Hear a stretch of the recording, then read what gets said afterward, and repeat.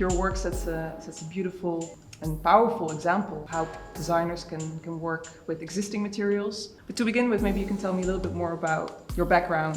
So my name is Matthew Needham. I'm a designer and upcyclist based in London.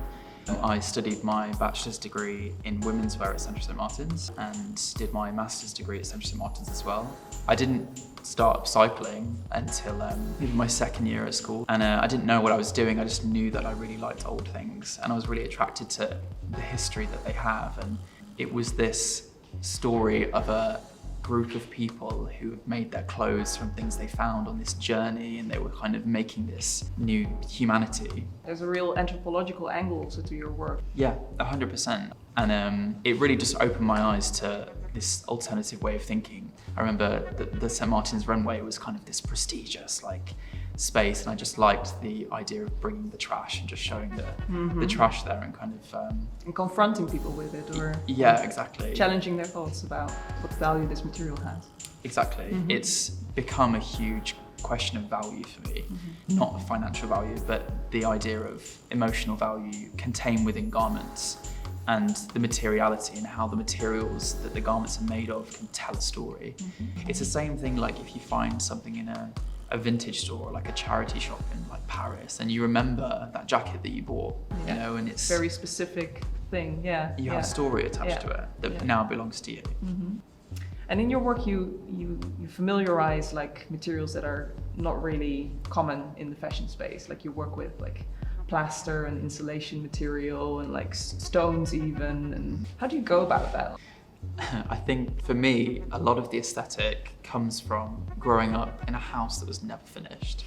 So my dad, as I mentioned, is a carpenter and a joiner by trade. So he used to make windows. In his workshop, it was always, very messy, and there was big boxes of nuts and bolts and stone and all that sort of stuff.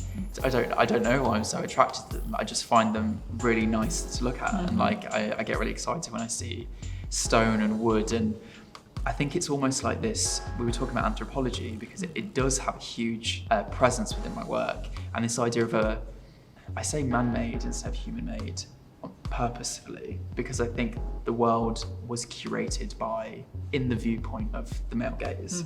So everything, it's like a man-made nature. It's stone, it's wood that's been chopped into planks. It's not just like a tree trunk or something you find in nature. It's a curation of nature.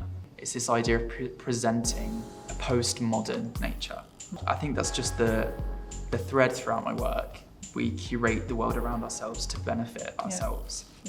And I think we're faced with this moment in time where we've achieved this ease and convenience that we were searching for, and now we have all of this excess because we have too much, and there's too many people, and now we need to figure out how to deal with that. And it's almost like backtracking, and that's so interesting to me. It's so fascinating that we as creatives have the opportunity to present this new world. You're literally displaying that on the body, in action, alive, like living it, that new nature. Absolutely. I always like, underground stories or things that are not necessarily known, or I just find it really fascinating. I think in the last year, obviously sustainability has become this huge buzzword within fashion. And last year, I think a lot of people understood the business value with sustainability and sort of attained the linguistics and implemented them within their business plans, and a lot of people have made a lot of money from sustainability for the wrong reasons as well as the right reasons.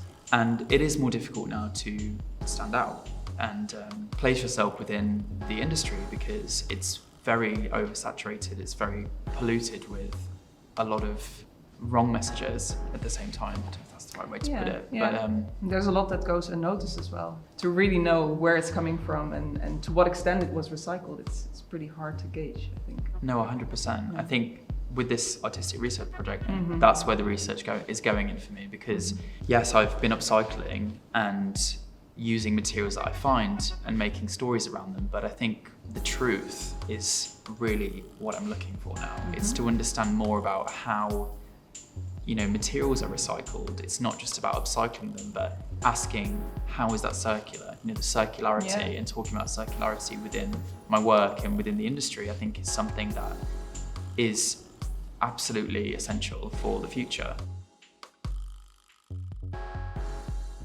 So now you've been unpicking a lot of garments and you've come across all these beautiful insights. And how is that going to translate to what you're presenting at Dutch Design Week? It's been a very organic process of making objects and garments. So dependent upon the things that I have, I've got a lot of polyester garments, a lot of like waterproof materials.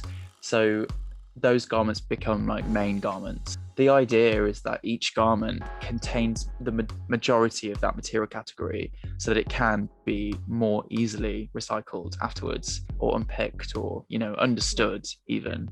This is going to be displayed in the space, and how can people then, can they interact with it or like?